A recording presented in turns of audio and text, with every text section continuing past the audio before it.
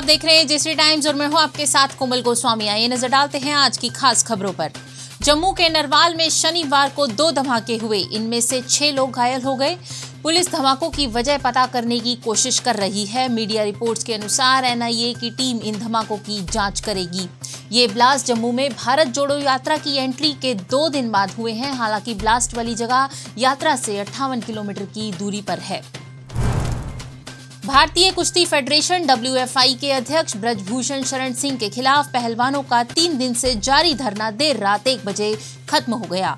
ये फैसला खेल मंत्री अनुराग ठाकुर और पहलवानों के बीच 7 घंटे चली मीटिंग के बाद लिया गया।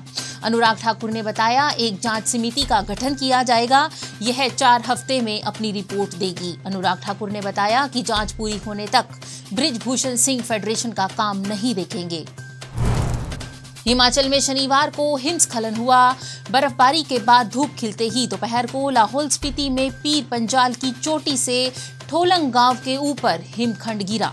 हिमस्खलन से इलाके के लोगों में दहशत का माहौल, लेकिन इसमें से किसी तरह का जान माल का नुकसान नहीं हुआ। हरियाणा की सभी शुगर मिल पर किसान गन्ने का भाव बढ़ाने को लेकर कर रहे प्रदर्शन। इसी कड़ी में कैथल में भी गन्ने का भाव बढ़ाने की मांग पर किसानों का प्रदर्शन दूसरे दिन भी जारी है। किसानों ने शुगर मिल के मुख्य गेट पर पक्का धरना लगा लिया है। यहां पर दोपहर व शाम का खाना भी बनना शुरू हो चुका है।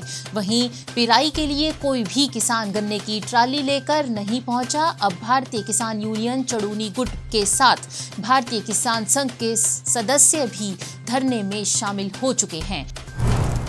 हरियाणा के पानीपत में रिफाइनरी के पास शनिवार दोपहर एक बड़ा हादसा हुआ। यहां केमिकल से भरे कैंटर में गैस वेल्डिंग करते समय ब्लास्ट हो गया। ब्लास्ट इतना भयंकर था कि कैंटर के परखच्चे उड़ गए। 2 लोगों की मौत मौके पर ही हुई और जबकि एक गंभीर रूप से घायल। देश के 3 राज्यों में भारी बर्फबारी हो रही है। हिमाचल प्रदेश के 7 जिले शीतलहर की चपेट में। प्रदेश में भारी बर्फबारी के चलते 3 नेशनल हाईवे सहित 380 सड़कें बंद। दूसरी तरफ उत्तराखंड के चमोली में बर्फबारी के चलते भी सड़कें बंद कर दी गई। उधर उत्तरकाशी में गंगोत्री मंदिर पूरी तरह से बर्फ से ढक चुका है। रूस से गोवा आ रही फ्लाइट में बम की धमकी। सुरक्षा कारणों से उज्बेकिस्तान डाइवर्ट की गई। 238 पैसेंजर और 7 क्रू मेंबर सवार थे। व्यक्ति पुरस्कारों से लदा हो और व्यवहार विनम्र न हो तो ऐसा पुरस्कारों का क्या फायदा।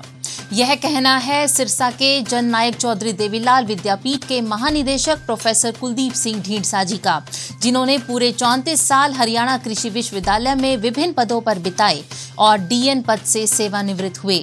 डॉक्टर ढींढसा जी अंबाला में स्थित लंडा गांव से हैं। देश की अंतर्राष्ट्रीय ख्याति प्राप्त डॉक्टर ढींढसा जी ने रसायन एवं पर्यावरण विज्ञान में अपना शोध एवं वैदिक कौशल का लोहा मनवाकर विश्व के वैज्ञानिक जगत को अपना कायल बना लिया। डॉक्टर कुलदीप जी ने 34 वर्ष तक के सेवा काल में देश विदेश में इतने अवार्ड और पदक हासिल किए हैं कि इन सब का लेखा जोखा रखना शायद उनके लिए भी संभव नहीं होगा। जिसमें पूर्व प्रधानमंत्री इंदिरा गांधी से वैज्ञानिक के तौर पर राष्ट्रीय पुरस्कार मिला और इंडियन नेशनल साइंस एकेडमी स्थित अनेक पुरस्कार सम्मान मिले और अमेरिका और जर्मनी में विजिटिंग प्रोफेसर भी रहे। डॉक्टर ढींढसा जी का मानना है शिक्षक को अपने विद्यार्थियों को बच्चे समान समझना चाहिए। अपना ज्ञान लगातार बढ़ाते जाना चाहिए ताकि बच्चों की उत्सुकता और सवालों को शांत कर सके। डॉक्टर ढींढसा जी ने जय जवान जय किसान के नारे को और आगे बढ़ाते हुए जय जवान जय किसान जय विज्ञान के रूप में साकार करके भारत ही नहीं विश्व भर में हरियाणा की माटी के गौरव को 4 चांद लगा दिए। आइए नजर डालते हैं 21 जनवरी के इतिहास पर। भारत के संघीय इतिहास में इस दिन का खास महत्व इसलिए है क्योंकि इस दिन मणिपुर, मेघालय और त्रिपुरा के रूप में 3 राज्यों का उदय हुआ था। पूर्वोत्तर क्षेत्रीय अधिनियम 1971 के तहत मणिपुर, मेघालय और त्रिपुरा को 21 जनवरी 1972 को अलग राज्य का दर्जा दिया गया था। सन 1945 में आज ही के दिन महान क्रांतिकारी रास बिहारी बोस का जापान के टोक्यो में निधन हुआ था। जयश्री टाइम्स के बुलेटिन में आज इतना ही। कल शाम 6 बजे आपसे फिर मुलाकात होगी नई खबरों के साथ। तब तक के लिए नमस्कार।